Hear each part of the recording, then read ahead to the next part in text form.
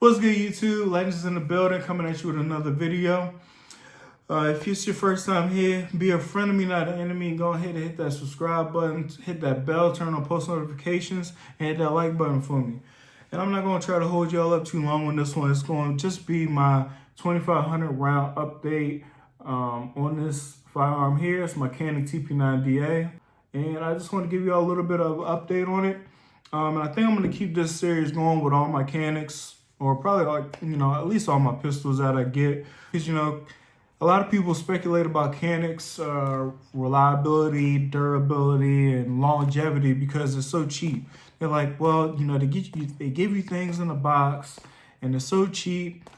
It's got to be something wrong with them. They're probably not gonna last too long. So this is my first, of these type of videos. Just a round count update video on my Caniks. So, but we're gonna keep it going. My next one up is gonna be my MC9, and I got a story to tell about that one. That one will be good, but we're not gonna get into that right now. First, we're gonna make sure this firearm is empty. Magazine is empty. It is clear. Nothing in the chamber. Nothing at the bottom. Safe direction. Boom. So, all right. Going for my first pistol, I went to YouTube. I didn't really know what I wanted. So I was looking at a bunch of different reviews of a bunch of different brands and everything like that. Stumbled across Canik, stumbled across the Canik tp9da, and I couldn't find a bad video about it. It's probably some out there, but I looked at 20 plus videos. Everybody was saying the same thing. So I was like, okay, let me give it a try. Very, budget friendly. Nowadays, I think you can, online, you might be able to get them. I've seen them as low as $310. So I bought this gun a few years ago. Canik has released more pistols, more lines, and things like that now. So these are like the most basic, like the TP series. They're the most like basic as Canik gets. Now with the Metes, the Rivals, things like that, you get a lot more in the box than you do with this one. I will show you what we get in the box with this a little bit later. Everyone said that this firearm was reliable and everything, and I will be here to stand on that. The only malfunction I've had with this firearm has been ammo related.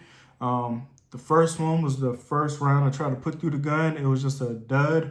I was shooting a Blazer aluminum ammunition, and I would not buy the ammo again. It was trash. After multiple range trips, I finally used some better ammo, and I was able to start shooting accurate with it, and I was more confident with the firearm after that.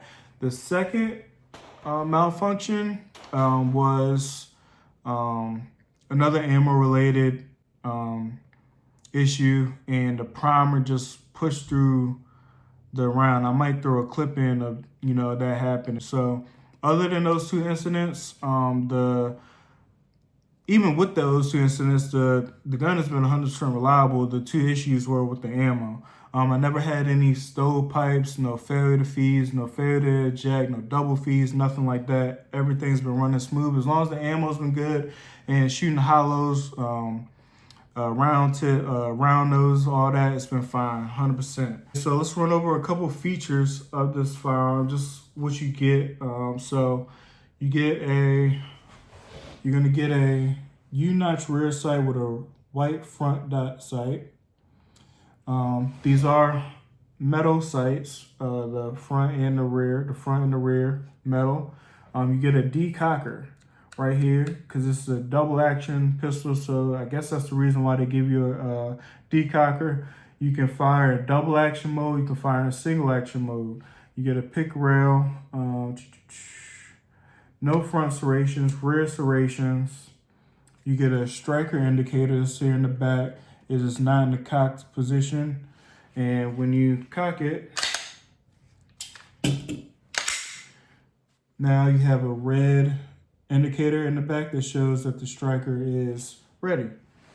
So, and I'll give y'all a quick trigger pull to show y'all how the trigger is. So that's that's the take up for the double action right there. Now it's in single action mode. And that's a very light take up here. And kind of hit like a little bit of a wall right here.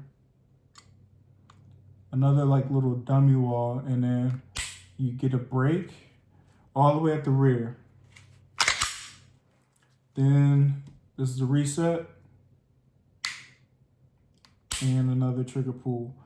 That is very good for your follow-up shots with that quick reset and break again. It makes it really good for the follow-up shot. When I actually use the reset to its advantage and using that, it makes my shots pretty accurate. Like I said, this gun has been 100% reliable. The finish on the slide and everything on the outside of the slide has been holding up pretty good. And I don't really have any, if I were to have a complaint about this firearm, which it's not gonna be many and it's just personal preference, I will complain about how the trigger breaks all the way at the rear, like I'll show you guys again. Now, see, I have extra large hands, long fingers, so for me,